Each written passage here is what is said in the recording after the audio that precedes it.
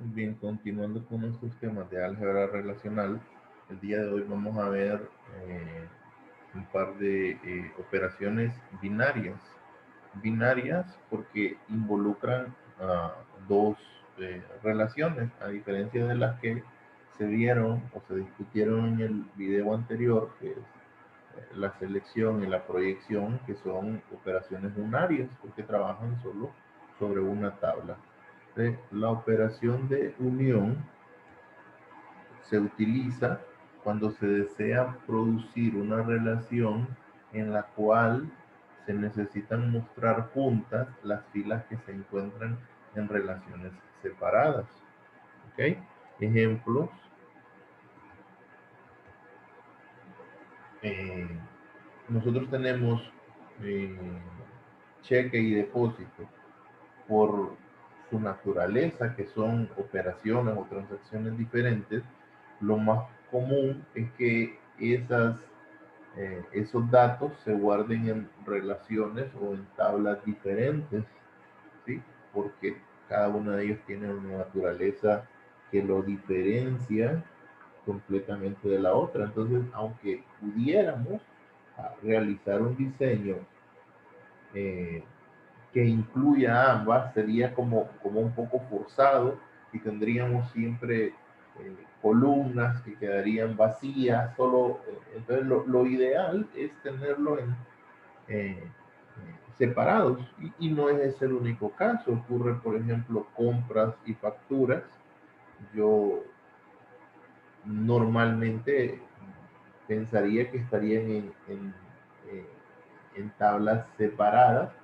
Ahora, pero llegará el momento en que al usuario se le debe presentar esa información eh, de una manera que él la pueda visualizar junta. Al usuario realmente no le interesa la manera en cómo los datos estén guardados al usuario final, y esto lo venimos discutiendo desde un principio. Para el usuario lo único realmente importante son sus datos.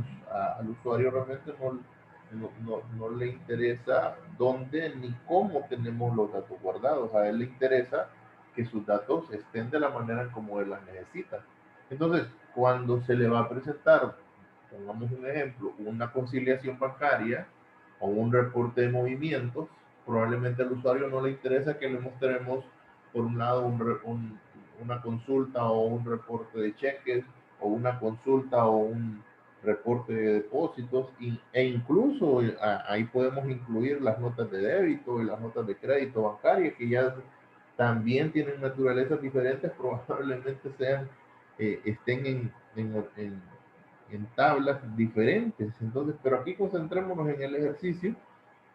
Al usuario le interesa ver juntas la información para poder percibir o visualizar de forma más simple el movimiento que han tenido esas cuentas, ¿sí? Entonces es probable que al usuario le interese una visualización de los datos eh, juntos, ¿sí? Ahí podemos ver que en esa relación resultante se presenta la información, ¿sí? Tanto de los cheques como de los depósitos, ahí manipulando la información de tal manera para que dé la impresión de que eh, o al usuario la perciba, no de la impresión, sino que el usuario perciba eso como una unidad.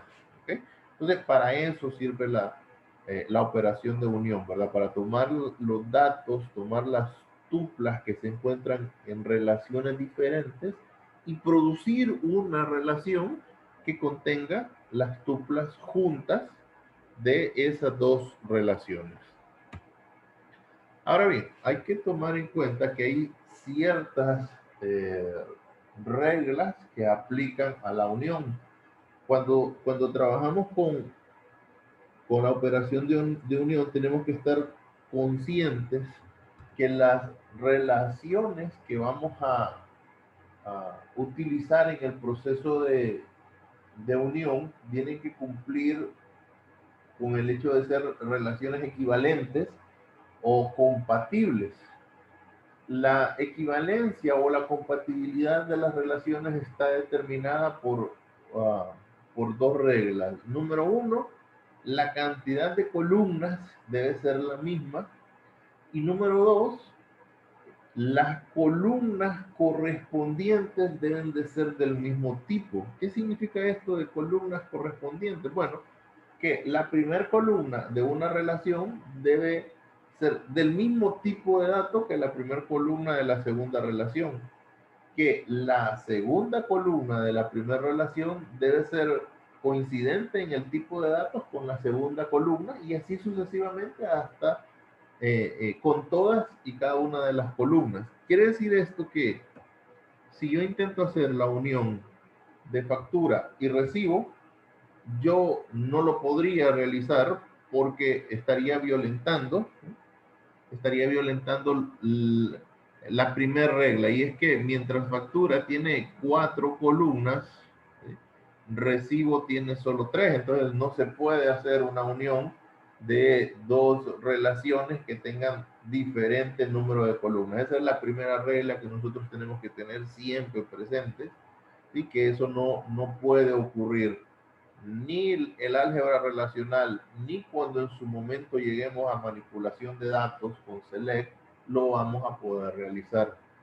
Bien, ¿y qué pasa con factura y compra? Factura y compra cumplen con el requisito de que ambas tienen la misma cantidad de columnas. Factura tiene 4 y compras tiene 4, pero aún así no podemos hacer la unión entre esas dos relaciones, porque aunque la primera, la segunda y la cuarta columna son del mismo tipo en ambas relaciones, la tercera columna es de tipo diferente, mientras en factura la tercera columna es un carácter o una cadena o un string, como sea que nosotros lo conozcamos.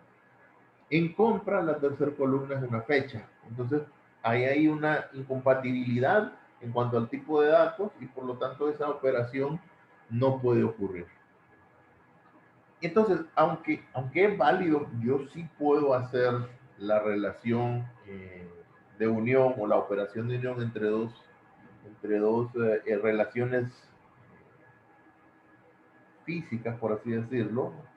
eh, es bien poco probable que en una base de datos ya yo tenga dos tablas que sean equivalentes, que sean compatibles por sí mismas, ¿verdad? Aunque puede darse el caso, pero no necesariamente hay alguna relación que me interese mezclarlo. Entonces, normalmente, en un gran porcentaje de las operaciones de unión, ocurren no sobre la relación física, sino sobre la tabla resultante de aplicarle una o varias operaciones a esa relación. Podemos analizar el ejercicio, ahí estamos haciendo la unión, pero ya no sobre factura y sobre compra, sino sobre la relación que me produciría seleccionar de la relación factura las tuplas que sean de tipo R, y de esa tabla y de esa relación, perdón, recuperar solo las columnas factura ID, cliente y valor, y eso unirlo con la relación resultante de seleccionar de la relación compra las duplas cuyo valor sea menor que 2000 y incluir en esa relación resultante las columnas compra ID, valor, proveedor y valor, perdón. Entonces, las relaciones resultantes de esos dos operaciones complejas, de esos pi con sigma de factura y compra, me producirían como resultado esas relaciones, en donde podemos apreciar que si se cumple la compatibilidad o la equivalencia de las dos relaciones. Tenemos dos relaciones con tres columnas o tres campos, cada una de ellas, y en donde cada uno de los campos son del mismo tipo. Note usted que el nombre no es relevante a la hora de hacer la operación de unión, sino que solo los dos elementos que mencionamos, cantidad de columnas y la correspondencia de los tipos de datos. ¿Ok? Esa unión produciría una relación que me contendría las filas juntas de ambas relaciones. Esa sería la relación resultante. Dos cosas a valorar de esa relación resultante. Los nombres de las columnas son determinados de acuerdo a los nombres de las columnas de la primera relación, del primer operando. En este caso, el primer operando es la relación resultante de factura. Entonces, por lo tanto, en la relación final, las columnas tendrán el mismo nombre que esa relación, factura ID, cliente y valor, y los nombres de las columnas compra, proveedor y valor pues no son relevantes en este sentido. ¿Okay? Ahora, otra cosa que es importante es que la información resultante estará ordenada de acuerdo a la primera columna que haya en la tabla resultante. Es así que podemos ver que las primeras dos tuplas son dos compras, ¿sí? La 1273 que en la relación original estaba al final. Luego aparecen las tres facturas y por último la última compra. Pero obviamente ya cuando vemos manipulación de datos, nos daremos cuenta que ese orden nosotros lo vamos a poder cambiar ya a nivel de manipulación de datos. Pero en cuestión de la operación algebraica, pues ese es el orden en que debe de presentarse. Ahora bien, si no se desea que los nombres de las columnas eh, sean determinados dependiendo de una de las relaciones, lo que se puede hacer es colocarle un alias a esas columnas para poder determinar cuáles serán los nombres en en la relación resultante. Ahí tenemos básicamente el mismo ejercicio que teníamos anterior, simple y sencillamente que en lugar de tres, tenemos dos columnas, no estamos incluyendo el número de compra ni el número de facturas, sino solo los nombres y los valores. ¿Okay? Esa, individualmente esas operaciones producirían como resultado las siguientes relaciones, ¿verdad? El primer operando, el primer pi, daría como resultado una relación que tiene esos tres registros: Juan 1400, Pedro 1200, Miguel 1600, y la segunda pues los correspondientes proveedores. Ahora bien, obviamente la relación resultante pues, estará formada por dos columnas, pero es importante que revisemos algo. Aun y cuando en las tuplas de las relaciones iniciales suman seis, ¿sí? Tres facturas y tres compras, en la tabla resultante solo me aparecen cinco tuplas. La razón de esto es porque la tupla Pedro 1200 se encuentra en ambas relaciones, y en una unión las filas duplicadas no son visualizadas. Entonces, por esa razón, Pedro 1200 solo se muestra una de las dos, sin importar, no podemos determinar si es la compra o la venta o la factura, ¿verdad? Es uno de los dos registros. ¿Okay? Igual, ¿verdad? Si fueran tres o cuatro o cinco veces que apareciera el registro en, en la unión de ambas relaciones, igual solo se presentaría uno de ellos, ¿verdad? Eso ocurriría con cualquier registro que estuviera duplicado, ¿verdad? O sea, en la relación resultante no se muestran registros duplicados. Si ya nosotros vía manipulación lo queremos cambiar, también ahí vamos a encontrar que hay maneras de cambiarlo, pero a nivel de álgebra no se puede. ¿Okay? La siguiente operación que vamos a ver es la diferencia de conjuntos. Se me olvidó, pero ya lo pudieron notar, la unión está representada por la letra U. O, eh, la diferencia de conjuntos está representada por el signo menos. ¿Y qué es la diferencia de conjuntos? Bueno, la diferencia de conjuntos también es binaria, también me permite incluir dos relaciones.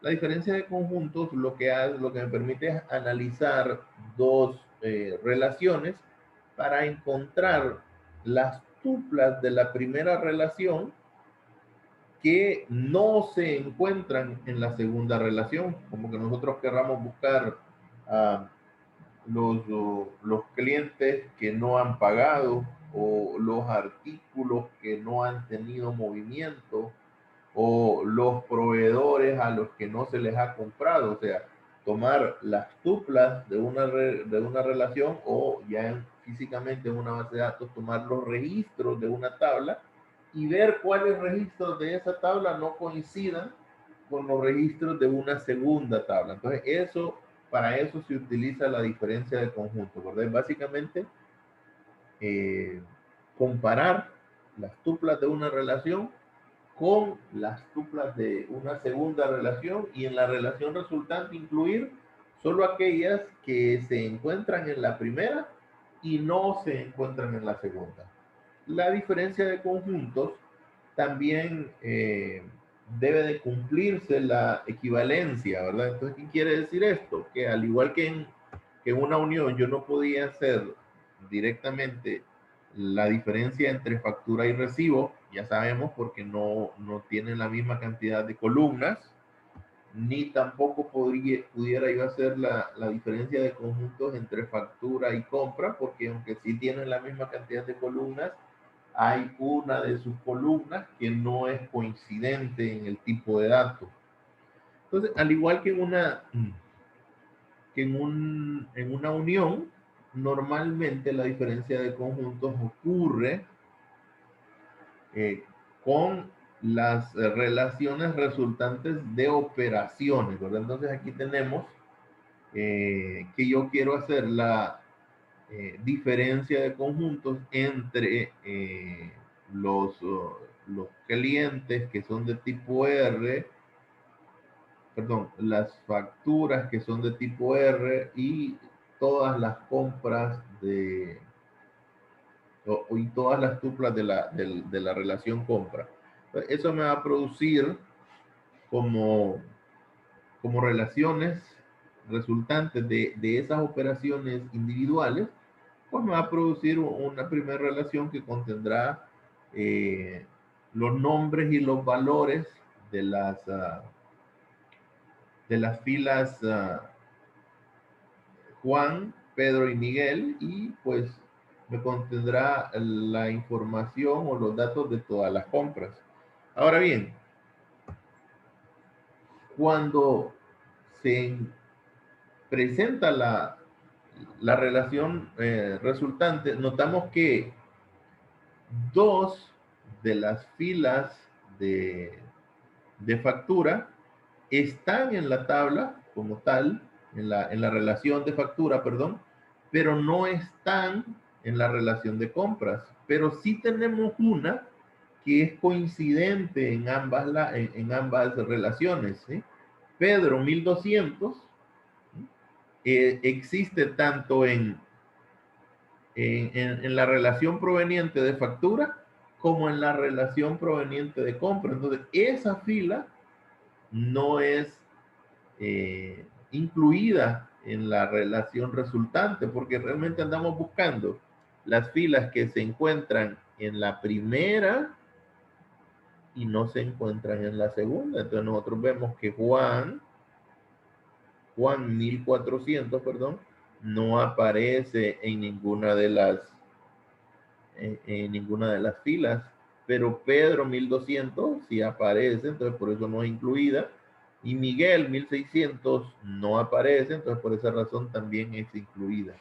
Entonces, no es solo la cuestión de que existe uno de los campos, ¿verdad? No, para que una fila sea considerada una fila duplicada, todos los valores de esa fila deben de coincidir. En este caso, solo se presenta con Pedro.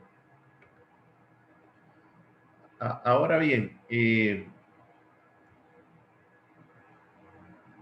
vamos a ver otro ejemplo. Vamos a ver ahora que obtenemos trabajemos con las relaciones de factura y recibo.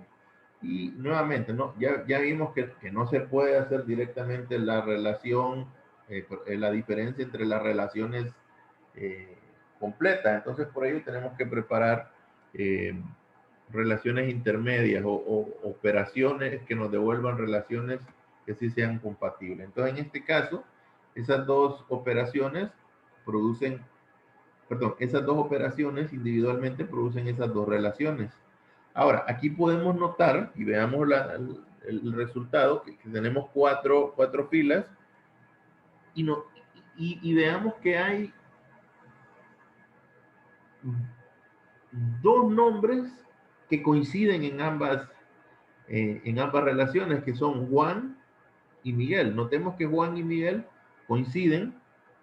Entonces, pudiéramos pensar que solo José y Pedro estarán en la relación resultante, pero nosotros vemos que Miguel, aun y cuando se encuentra en la relación proveniente de recibos, no es considerado un registro coincidente, porque mientras en cliente Miguel está con un valor de, perdón, en factura Miguel está con un valor de 1600, en recibo está con un valor de 1800. Entonces, ese registro de Miguel no se considera como un registro coincidente. Entonces, Juan, por el contrario, sí es considerado un registro coincidente. Por esa razón, no es incluido en la tabla, en la relación resultante. Mire, Juan es el único de los registros que es considerado que está tanto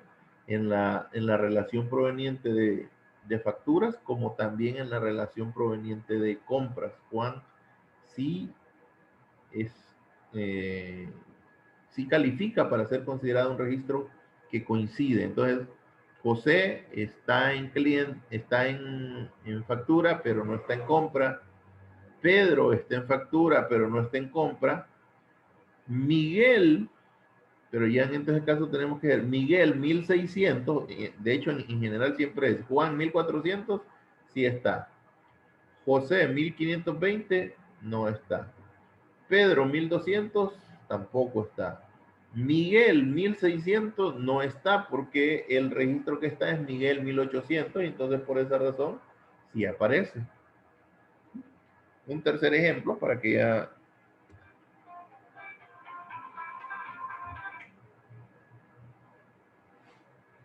vemos el caso del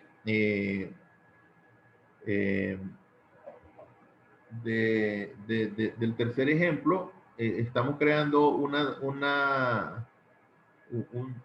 dos relaciones en donde solo van a tener una columna para que no sean, si hay más coincidencias, lo estamos haciendo adrede. Entonces tenemos ahí dos relaciones que solo tienen el nombre. Entonces en este caso, sí, ¿verdad? Tanto Juan como Miguel son considerados tuplas coincidentes, y por lo tanto solo José y Pedro aparecerán. Entonces, esa es la manera en cómo funcionan la unión y la diferencia de conjuntos. Y nos vamos eso sería todo por este video. Nos vemos en el siguiente video.